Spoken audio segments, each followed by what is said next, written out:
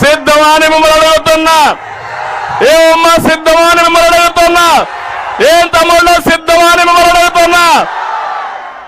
మీరు జగన్మోహన్ రెడ్డి ఓడించడానికి సిద్ధం. వైఎస్ఆర్ కాంగ్రెస్ పార్టీని భూస్థాపితం చేయడానికి సిద్ధం. జగన్మోహన్ రెడ్డికి అభ్యర్థులు దొరక్క ఎత్తుక్కొని సందిగ్ధంలో పడిపోయాడు. ఇక్కడనే చూశారు మొన్నటి నుంచి ఒక బకాసురుణ్ణి ఇక్కడికి పంపించాడు. మళ్ళీ అనుకున్నాడు ఈ బకాసురుడితో లాభం లేదని ఇంకొక ఆయన పంపించే పరిస్థితికి వచ్చారు. మీరెవరు వచ్చినా ఒకటే చెప్తున్నా, గెలుపు రాసి పెట్టండి. కాసుకో జగన్మోహన్ రెడ్డి, నీ పులివెందల కూడా వై నాట్ పులివెందల. అవునా కాదా అని అడుగుతున్నా. చిల్లర రాజకీయాలు మానుకో, గౌరవప్రదమైన రాజకీయం చేయి. నేను కూడా నీ మారిగా ఆలోచించుంటే నువ్వు మీ ఇంట్లో నుంచి బయట వచ్చేవాడు అని అడుగుతున్నా. నా రాజకీయాల ముందర నువ్వు ఒక బచ్చా. అవునా కాదా?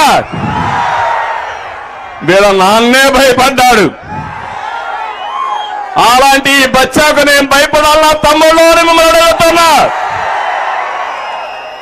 నేను పనిచేసేది తెలుగు జాతి కోసం, మీకోసం, ఈ పేదవాళ్ళ కోసం, నా తెలుగింటి ఆడబిడ్డల కోసం పనిచేస్తున్నా.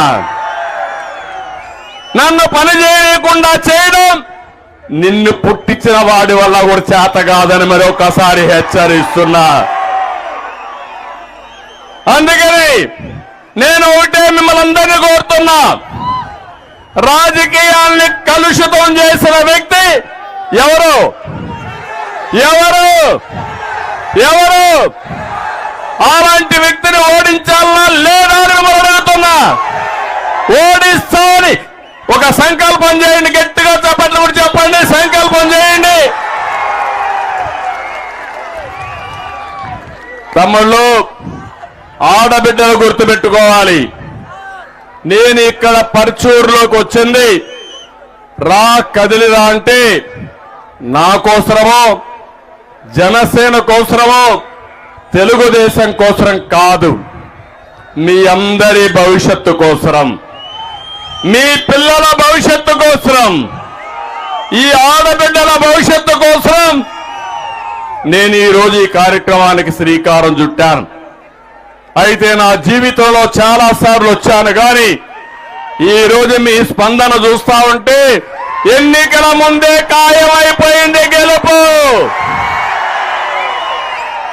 అయితే టెక్నికల్ గా ఎన్నికలు జరగాలి కాబట్టి